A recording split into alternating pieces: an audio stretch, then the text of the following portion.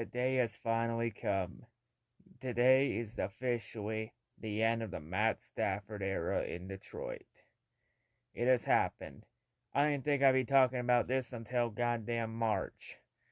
But right before the goddamn Pro Bowl and a week before the Super Bowl, here we are. I'm recording this early Sunday morning because I was actually in a video chat with a couple of my good friends watching the Rolex 24 sports car race at Daytona, trying to see my man Jimmy Johnson get one last win in his career in the race that he wants to check off the bucket list. See, and I actually have that race on right now because there's like still 12 and a half hours to go in the race. But anyway, back on topic. The Lions made it happen. In the first blockbuster trade of the offseason, Lions strike first blood as the Detroit Lions have traded Matthew Stafford to the Los Angeles Rams. In exchange, the Lions get Jared Goff. They get 2 future first-round picks in 2022 and 2023. They're not conditional picks. They are picks in 2022 and 2023. And the Lions also get the Rams' third-round pick in this year's upcoming draft.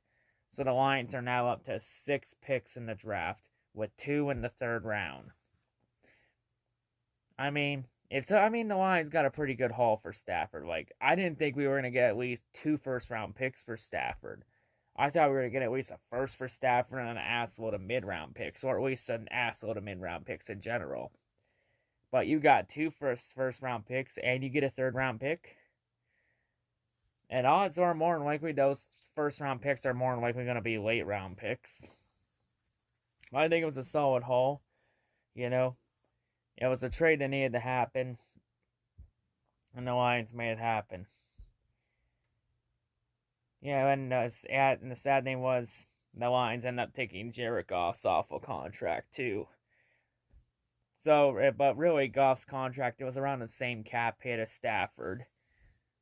So you pretty much swap contracts, and you get 2 first-round picks for it and a third-round pick. Pretty solid value here. So all those things about everyone saying, oh, no one's going to give up a first for Stafford because, oh, he can't win shit, he's a loser, he's just a stats patter. Well, where are those people now? All I say to the Los Angeles Rams fans is, hey, you're getting a really good QB. Alright, take care of him well. Honestly, the Stafford, I've always loved Stafford, but it was time to move on. It was time to part ways, and the Lions, they did good. For Brad Holmes' first real move as a GM, he did actually pretty good. I give him a thumbs up for it. Very good first impression. Now, what Brad Holmes can do with the roster and how he attacks free agency and all that and the draft, that's yet to be seen. But so far, decent start so far. And all I say to the Los Angeles Rams is, hey, the Rams are more than likely now the favorites to win the NFC West. Because the Seahawks, I think Seahawks are about ready to take a step back. The 49ers have been injured to all hell and back the last couple years. And the Cardinals, I can't really get a gauge on the fucking Cardinals. After, with Cliff Kingsbury. I think Cliff is looking pretty sus right now. But yeah, I think the Rams are in a really good position. And with this trade, it tells us one thing. It tells us that the Rams thinking that Goff was holding the team back. Because you look at the Rams last year, the Rams had the number 1 defense, a top 10 rushing offense. Hell, the Rams have one of the top coaches in the league in Sean McVay. The Rams also have the best player in the NFC West in Aaron Donald. One of the best players in the league in Aaron Donald. That run game's going to look pretty good, because Cam Akers is really coming on the up here with the Rams. And odds are Stafford's more likely going to ball out next year, because Stafford actually has a pretty good, solid offensive lineman, including one of the top offensive linemen in the league in Andrew Whitworth. Now, Stafford, he's also going to have to ball to throw to Robert Woods and Cooper Kupp. Man, I think the Rams are going to be an interesting team to watch next year, for sure. Stafford's about to make goddamn Robert Woods look good and make goddamn Cooper Kupp look good. Like, he's about to make Robert Woods look worth all the money he just signed on his new extension. Now the question is what happens with the Lions now. And for anyone complaining about Goff and saying about the cap hit, let me just show Goff's contract on the screen here real quick. The Lions won't trade Goff this year because they'd actually lose more money than they would. They would pay taking almost a $50 million dead cap hit. But next year the Lions can opt out or trade out of it and get something back for him in return. But the earliest they can opt out is 2023. So I'm looking at Goff here. Let's be real. Goff's a downgrade at QB. Goff's not really good. He's a system QB. Like, best case scenario, he's just a bridge QB. He's just Jared Goff is just Alex Smith 2.0. The only difference is he's a lot younger than Smith, and he's a lot more healthier than Smith. The main difference is that Goff actually has 2 legs, while Smith only has 1 good leg. So yeah, I think he's just a bridge QB. Like, with Goff, you're not going to win many games with Goff, but at the same time, you're not going to lose many games. So I'm thinking with this here, it's looking like the Lions might go around that 5-11, 6-10 range. They'll just be around where they were this year. Like 2021, they'll probably be where they were in 2020, around the same record, like I said. Let's be real, the Lions weren't gonna be winning anything for the next couple years anyway, with it being a full rebuild. And let's be real, anybody that thinks it's anyone saying it's not a rebuild because Brad Holmes said retooling, let's be real. Let me explain something to you. Brad Holmes was told to say retool by the Fords. Like, do I need to explain this to you, or do you all lack that much common sense? Brad Holmes was told to say retool by the Fords and not told not to say rebuild. Because you say rebuild, that means the fans aren't going to show up to the games, and therefore it's going to look like bad business. Because you don't believe me? Ask the Detroit Tigers how they're doing. After a couple years ago, when they told the fan base, hey, we're going to be losing and tanking for the next 5 to 10 years. How'd the fan base respond to the Tigers doing just that? By not even showing up to the games. Because since then, the last few years, the Detroit Tigers have one of the worst attendances in MLB. Hell, the Red Wings were on that same path until Steve Yzerman came back. Now the Red Wings have one of the top attendances in the league, but they were on that path before Steve Yzerman came back, since Steve Yzerman is God Emperor Detroit. And don't even get me started on the Pistons' attendance issues, because the Pistons have had attendance issues for over a decade. Like, hell, even during the Pistons' playoff run in, 2019, they still had attendance issues in that run. Like, let me be clear about one thing. In Detroit, if you're not winning this city, no one gives a fuck about you. Plain and simple. And let's be real. Out of all the 4 Detroit teams right now, the best team in Detroit right now is still the Lions. The Tigers might overthrow them, but you never know. But they might not, because I believe the Tigers are still committed to tanking. Unless they think they're ready to do something, which is not right now. Y'all still think it's the Pistons? The 14 straight playoff losses want to wear it out back. Plus, the Pistons this year have looked like complete ass. And more than likely, either Blake Griffin or D Rose get traded by the deadline. And the Red Wings, man, the Red Wings look even worse than they did last year. Like, that team, I didn't think it could get any worse than last year, but holy shit, they somehow managed to lower the expectations. It's at the point where I'm on the fucking fire Jeff Blashill bandwagon, because Blashill does need to go. And the Red Wings need to get another coach here, because by now we should see some improvement in this rebuild for the Red Wings. We're not seeing that. But anyway, back to the Lions, Now the Lions have 5 first-round picks the next 3 years. Help rebuild this defense, too. And also, I would still say look at getting a QB in the draft at 7 this year. I'm still in that boat because Jared Goff's not a long-term answer. He's a short-term bridge. He's just like Alex Smith. Like I said, he's Alex Smith 2.0. He's a bridge QB. You never know how he's going to work out, He might have that chip on his shoulder. He might ball out next year. We don't know. We don't even know what this team is going to look like under this coaching staff and new offensive system under Anthony Lynn. We don't know how this team is going to look until training camp. See, I'm not going to set the expectations too high because any predictions I have right now, they won't mean jack shit until we see this team on the field.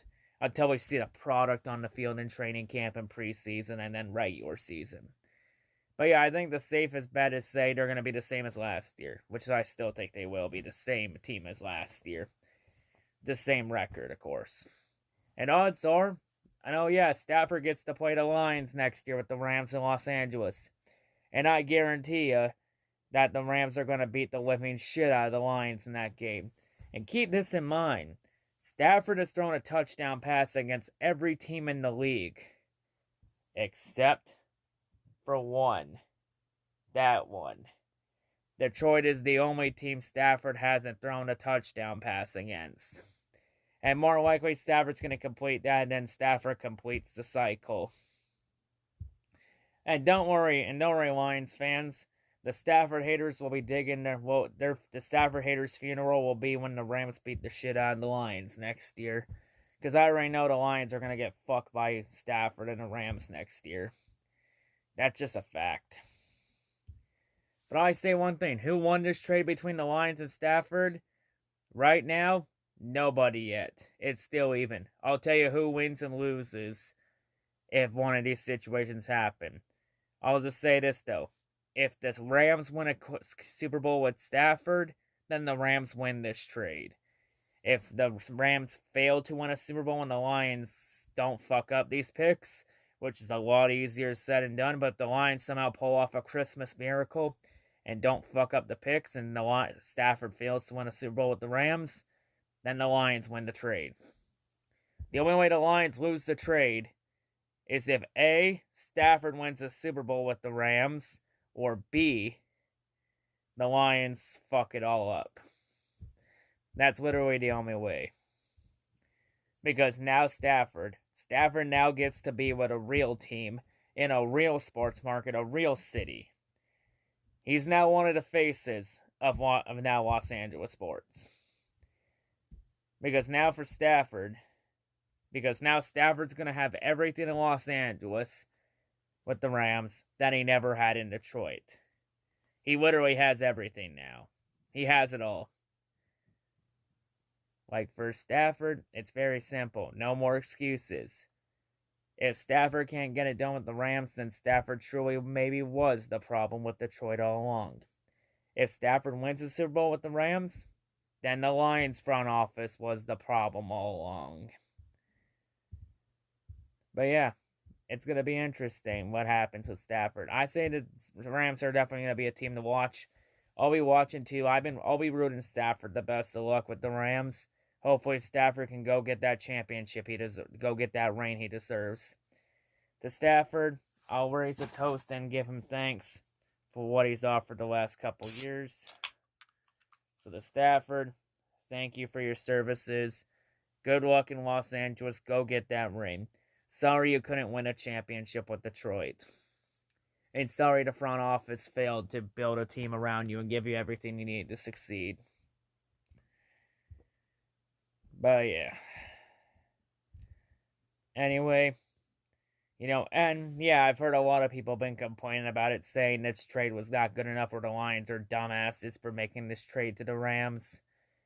Man, the fans are bitching about the trade still, and still saying getting 2 first-round picks for Stafford is not good enough. So it's like I said that everyone would still bitch about Lions trading Stafford anyway? You don't say! It's like I fucking predicted this shit. I said this was gonna happen when we trade Stafford. The fan base would still bitch.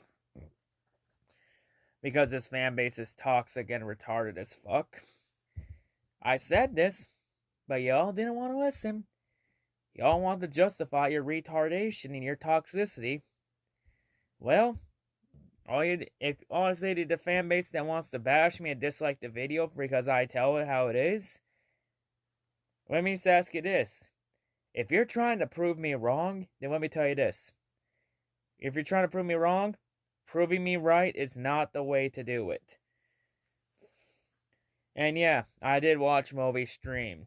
I watched every last second of it. I'll be honest here from Moby's take. I agree with what Moby says in his streams and his takes 95% of the time.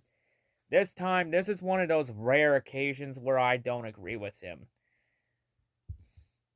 Because it's obvious Moby didn't check the cap yet, and I already showed the cap earlier. You can go back and watch the video around the 5-6 minute mark if you want. But yeah, and Moby, of course, saying the Lions have the dumbest fan base in all of pro sports again. Moby, wrong. You didn't do your research there. Pretty sure NASCAR has the dumbest fan base in all of pro sports. You may want to check your competition next time. The Lions definitely have one of the dumbest but not the dumbest. Pretty sure NASCAR holds that title for now. Especially with all those stupid bullshit conspiracy theories about Bubba Wallace fucking playing hit the race card and all that stupid shit. And I'm not going into further detail on it. But yeah, thank you to Stafford for all his service the last 12, 13 years. Good luck in Los Angeles, For Brad Holmes, solid start so far, but there's still a long way to go. Now, in terms of free agency, I'm not expecting the Lions to do much with the cap situation. Like, 2021 is more than likely a throwaway year. Just try and, do the best you can. I think they're going to be around the same record next year, so they'll be around the top. They'll more than likely be picking in the top 10 next year. But yeah, still.